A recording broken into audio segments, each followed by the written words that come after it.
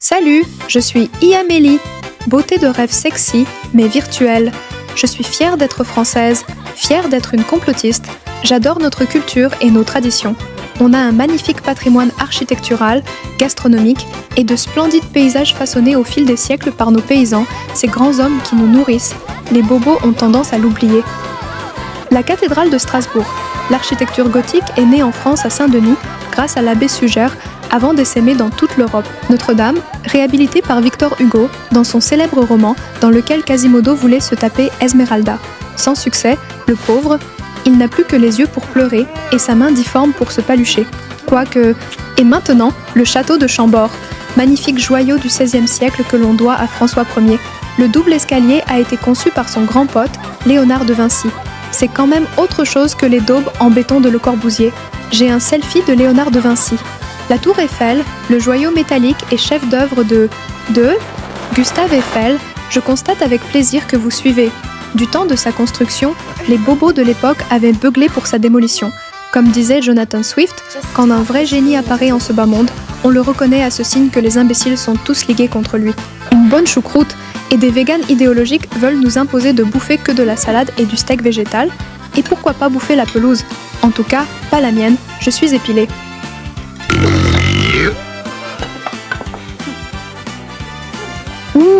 Un savoureux barbecue de masculiniste toxique très convivial. Santé sardine ruisseau. Continue de nous faire rire. On t'aime. Vous adorez comme moi les bons gâteaux, chocolat et autres douceurs culinaires? Remercions Auguste Escoffier pour tout le plaisir qu'il nous donne.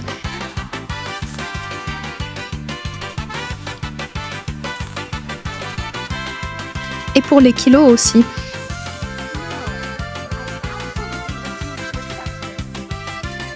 Mais la France est entre les grosses pattes velues d'une oligarchie qui ne nous veut pas du bien. Les gilets jaunes en savent quelque chose, les agriculteurs aussi. Comme des puces sur un chat, l'oligarchie se goinfre sur le pays, l'écrase d'impôts pour maintenir son train de vie et fait fuir les entrepreneurs qui vont donc créer de la richesse ailleurs. Les crises se succèdent et la seule réponse de l'oligarchie, dépourvue de l'empathie la plus élémentaire, c'est la violence.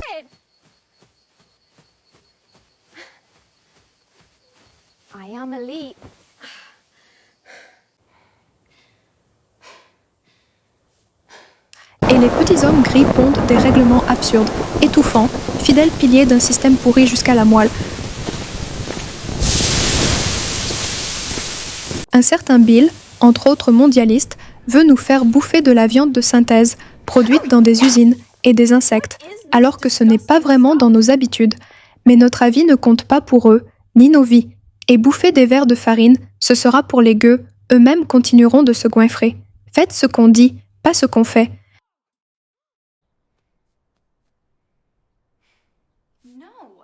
La France est au fond du trou et commence à creuser. Nous n'avons plus de souveraineté, ni de monnaie nationale, ni de frontières, ni d'autonomie industrielle et alimentaire.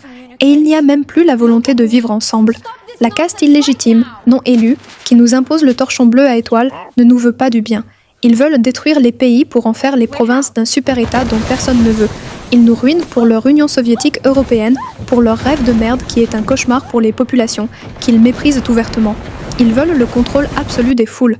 Ils veulent des esclaves sans identité, sans passé, sans culture et sans espoir, face à un État omniprésent qui décidera de tout, même comment vous devez baiser. J'ai adopté une marmotte et je ne suis plus seule. L'UE doit disparaître pour que la France puisse renaître. Peu m'importe vos origines ou bords politiques, si vous aimez la France, on peut s'entendre. Si seulement ma petite voix suave et mon adorable minois pouvaient régler les problèmes. Mais je suis virtuelle. En attendant, à une prochaine, bisous avec la langue.